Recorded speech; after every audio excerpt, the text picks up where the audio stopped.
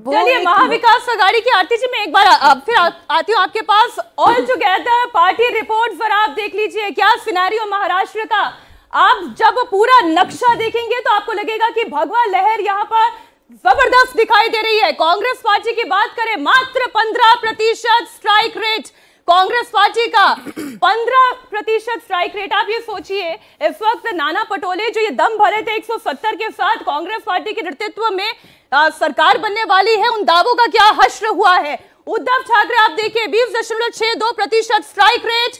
एकनाथ शिंदे बाजी मार गए हैं। उद्धव ठाकरे पीछे, और सिर्फ पीछे नहीं बहुत पीछे दिखाई दे रहे हैं। शरद पवार की एनसीपी कहां इमोशनल ग्राउंड पर ये चुनाव उन्होंने लड़ा, किसानों के मुद्दे पर उन्होंने चुनाव लड़ा, मराठाओं के हक और हकूक के लिए चुनाव लड़ा, लेकिन कहां पर पार्टी इस वक्त दिखाई दे रही है। आप देखें स्ट्राइक रेट 17.44%, 86 में से 15 सीटें, मात्र 15 सीटें। और ये बताता है कि अजीत पवार यहां लीड ले गए हैं। उन्होंने पार्टी नहीं, परिवार ही नहीं, बल्कि ताकत जनता की भी अपने पक्ष में ले ली है। ऑल टुगेदर रीजन की एक बार बात कर ले, मराठवाड़ा से शुरू करते हैं। मराठाओं की नाराजगी कतई हावी नहीं थी, ये यही बताता है। 40 सीटों पर बीजेपी आगे, कांग्रेस नुकसान में, ये देखिए -6। आगे मुंबई रीजन की बात करें, मुंबई यहां पर भी किंग कौन साबित हुआ, बीजेपी। महायुति यहां पर 29 सीट पर लीड लेते हुए दिखाई दे रही है। उत्तर महाराष्ट्र जहां पहले से ही बीजेपी स्ट्रॉन्ग, यहां पर 27 सीटों पर भारतीय जनता पार्टी अपने सहयोगियों के साथ लीड। इन 36 सीटों का आंकड़ा, कांग्रेस पीछे। ठाणे कोंकण यहां पर एकनाथ शिंदे बाजी मार गए, सुपड़ा साफ कहे तो गलत नहीं होगा, बहुत पीछे।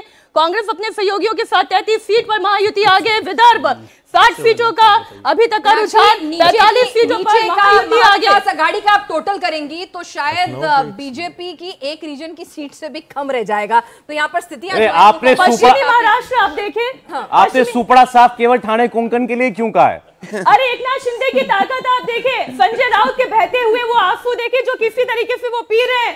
संजय राउत का वो बयान सुने, आखिर 60 सीटें कैसे आ सकती है एकनाथ शिंदे की। अब ये देखिए पश्चिमी महाराष्ट्र की तस्वीर, जहां 55 सीटों पर महायुति आगे, और ये प्लस का निशान देखिए, +14, इसका सीधा अर्थ है बीजेपी जबरदस्त। पश्चिम महाराष्ट्र जहां से अजीत पवार, शरद पवार का गढ़ बारामती 230 पर पहुंच गया महायुति का आंकड़ा। कमाल हो रहा है महाराष्ट्र में इस वक्त। महायुति 230 पर, बीजेपी अपने दम पर 125 सीटों पर, यानी इसको ये बेस्ट परफॉर्मेंस है बीजेपी का।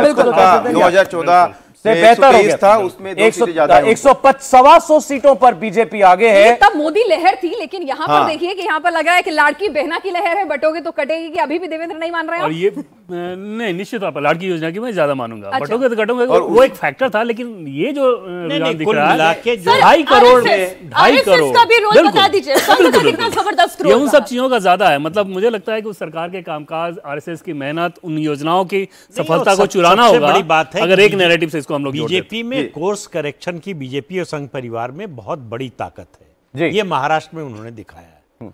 महाराष्ट्र का चुनाव मैं जब पहले कह रहा था कि अगले साल 100 साल पूरे हो रहे हैं आरएसएस के, और उस समय महाराष्ट्र में ही बीजेपी की सरकार ना हो, ये बर्दाश्त नहीं है। जो है ये बहुत बुरी लीड कर रही है बीजेपी।